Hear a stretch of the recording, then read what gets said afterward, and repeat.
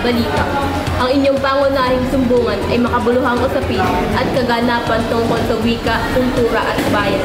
Ngayong buwan ng Agosto, ating ginugunita ang buwan ng wika, isang magandang paalala sa ating lahat kung gaano kahalaga ang wikang Pilipino. Kasama natin ngayon si Luis Imuli, ang ating tagapagbalita ng kasalukuyan na talungsod ng Oriental Mindoro.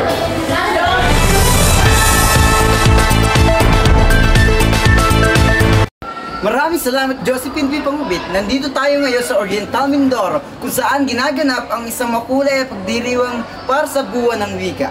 May mga pagtatanghala katubong sayaw, spoken words, poetry at paligsahan. Sa bayan ng pagbigkas ng lahat ng layuning isulong at pagmalaki ang ating wikang pambansa. Kanina ay nakausap natin ang ilan sa ating mga kabayan tungkol sa tanong na paano pinapakita ang pagmamahal sa wikang Pilipino? Narito ang mga kanilang sagot.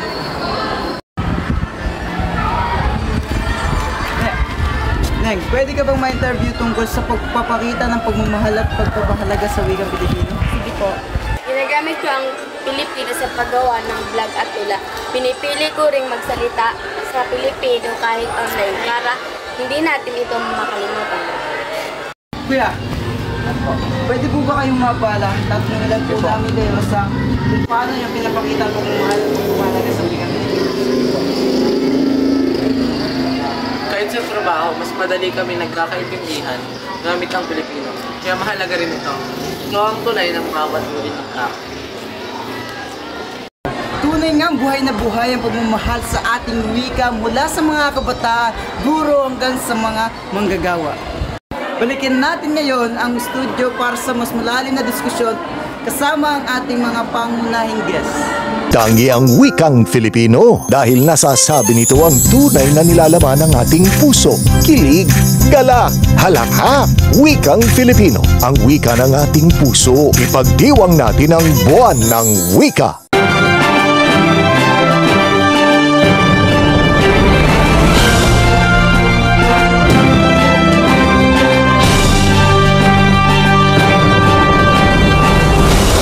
Kasama natin ngayon sa studio si Prof. Lisa, isang dalubwika at professor mula sa AP Diliman.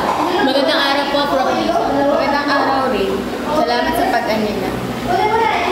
Prof, ano po masasabi niyo sa papel ng wikang pambansa sa pagpapantay na isang makakataong bansa? Sa pamagitan ng Pilipino na ipabasa natin ang kultura, kasaysayan at damdamin ng kaya't sa simpleng pagsasalita ng Pilipino, tayo ay nagpapakita ng malasakit sa ating bayan. Paano mo ito maipapakita sa mga kabataan? Simple lang, gagamitin ko ang wikang Pilipino, social media, pagsulat, discussion, sa halip, gamitin ito ng naipagmakla. Sa wikang Filipino, nagkakaunawaan tayo. Kaya patuloy natin itong ipagmalaki at mahalin kahit nasa ang dako man tayo ng mundo. Sabay-sabay nating ipagdiwang ang buwan ng wika.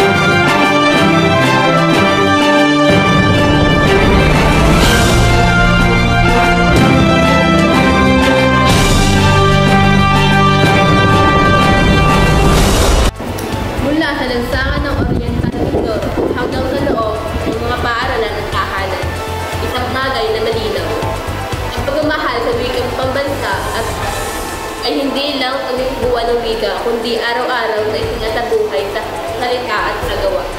Ako po si Josephine G. Pangubit at ito ay